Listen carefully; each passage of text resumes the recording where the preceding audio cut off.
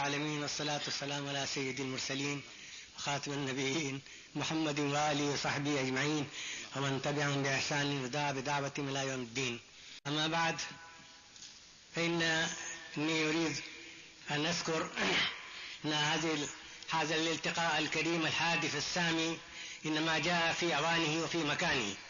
أما أنه قد جاء في أوانه فإن الغاية الأولى والأساسية لعقد هذا الاحتفال وتشريف وحضور هذا العدد المختار وأهل الرأي قادة الرأي من أنحاء بعيدة في الهند، إنما جاء لحرص المسلمين بصفة عامة وحرص الجماعات المسؤولة عند الله وعند رسوله يوم القيامة وفي التاريخ، في تاريخ العالم، في تاريخ الديانات في هذا الكون، إنما هو أن تبقى هذه الأمة الإسلامية المحمدية على أصالتها وعلى رسالتها. وهاتان كلمتان عامرتان بالمعاني وشاهدتان بفصول كبيرة وبتفاصيل عظيمة ودقيقة في التاريخ ليس في تاريخ الإسلام، في تاريخ الديانات وفي تاريخ المصير الإنساني وفي تاريخ المستقبل الإنساني كذلك. فإنما هو الحرص على بقاء هذه الأمة على أصالتها وعلى رسالتها. فإن الشيء المهدد الأكبر الأساسي المنذر بالخطر هو ادعاء النبوات. وإنما قال رسول الله صلى الله عليه وسلم: وكلامه كلام معجز لا يقوله إلا الأنبياء ولا يقوله إلا النبي الأخير، النبي الدائم. هو صيانة هذه الأمة من تحريف الغالين وانتحال المبطلين وتأويل الجاهلين. وهذه الكلمات كلمات معجزة لا يقولها إلا نبي. فإن الديانات كلها وإن الأمم والشعوب كلها إما لتحريف الغالين أو انتحال المبطلين أو تأويل الجاهلين. تاريخ الديانات كلها يدل على ذلك ويعرض شواهد واضحة ممثلة ناطقة جاهرة بأن الأمم كلها والديانات كلها إما تعرض بعضها لانتحال المبطلين أو لتأويل الجاهلين. ومني أستشهد في هذا ومعذرة بكلمة العلامة الدكتور محمد إقبال، الكلمة اللائقة بكبار المتكلمين وبكبار الحكماء وحكماء الإسلام، إنه قال أن بقاء الدين والشريعة بقاء الدين والشريعة مرتبط بالكتاب والسنة. فما دام الكتاب والسنة فلا خطر للديانة للعقائد ولا للفكر الإسلامي، ولكن بقاء الأمة الإسلامية كأمة مرتبط بعقيدة ختم النبوة. فإذا فدت هذه العقيدة وكانت في خطر أو حوربت أو حرفت فهنالك الخطر العظيم.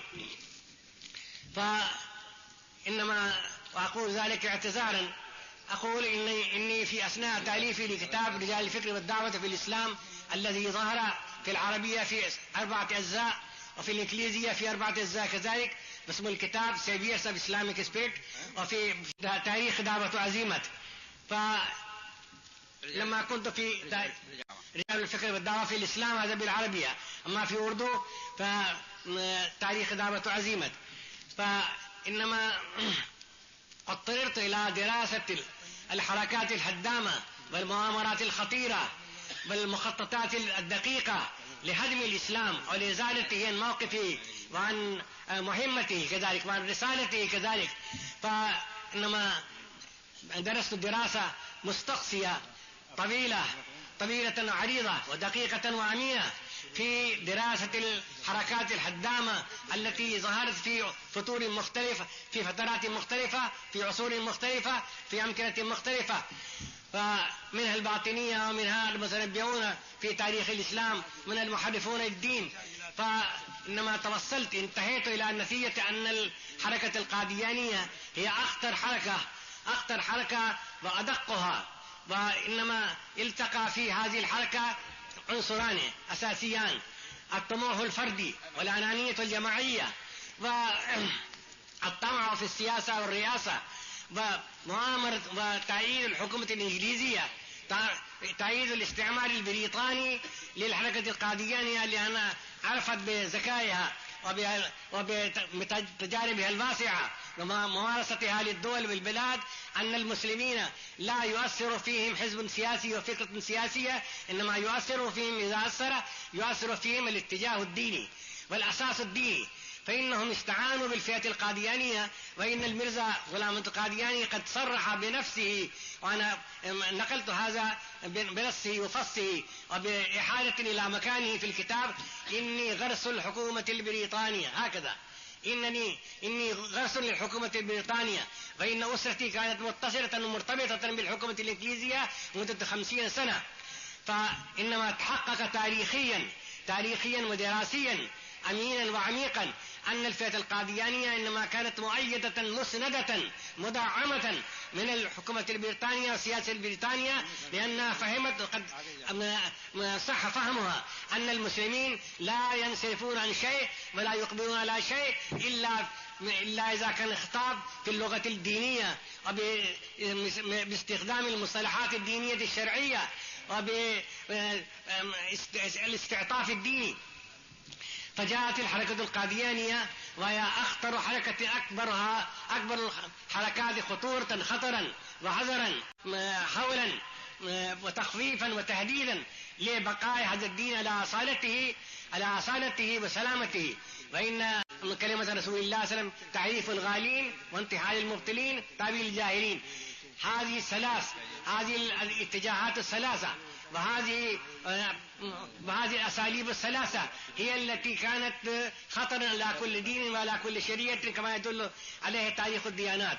ثم إنني قلت إن هذا الاحتفال الكريم، هذا الالتقاء الكريم الهادف السامي المفتخر به، إنما جاء في أوانه وفي مكانه، فإنني شرعت لكم كيف جاء في أوانه. أما بقيت لي كلمة عن مكاني، أقول لكم إن الميرزا قادياني لم يصرح في كتاب مثل تسريعه في رسالته التي سماها تحفة الندوة، وذلك بمناسبة انعقاد مؤتمر العلماء السنوي في أمرتسر. فألف الميرزا غلام القادياني، وهذه الرسالة هي التي جاء فيها تصريح بأنه الرسول الأخير، بأنه نبي العصر في هذه الرسالة، وسماها بمناسبة انعقاد مؤتمر ندوة العلماء في أمرتسر تحفة الندوة. فإنني أنا في رد هذه تحفة الندوة أقدم تحفة الندوة مرة ثانية منا، وهذه التحفة هي التحفة اللائقة والتحفة الأمينة والتحفة المخلصة والتحفة الكريمة والتحفة حاجة العصر.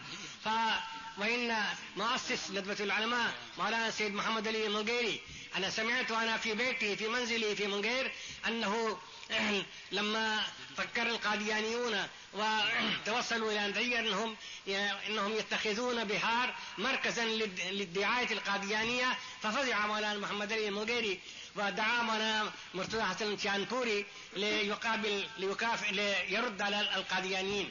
فبدأت الجلسة وخر مولانا الشيخ محمد علي المنقيري ساجدا لله تعالى، يبكي ويدعو: اللهم احفظنا من هذه الفئة الباغية، اللهم احفظنا من هذه الفتنة الضالة المضلة.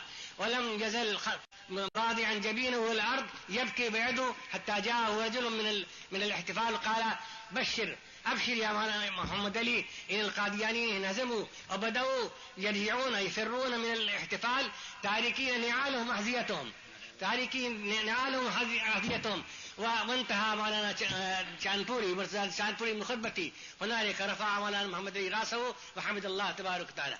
فهذا من تراث ندوة العلماء، من أمانتها ومن واجباتها ومن مستودعاتها ومن رسائلها ومن تبعاتها ومسؤولياتها أن تنتبه، أن تكون دائما لا حذر مما يقع ليس حول هذه المدينة، حول المدينة وفي الهند، في أرجاء الهند وخارج الهند. وقد جاءتنا رسائل تطغى من جهات مختلفة تخبر، يقول أصحابها أن هنالك انتفاضة للفئة القاديانية، وأن هنالك حماسا جديدا للفئة القاديانية يدخلون في ديانتهم المسلمين، وهنالك لهم مركز وهنالك لهم مركز.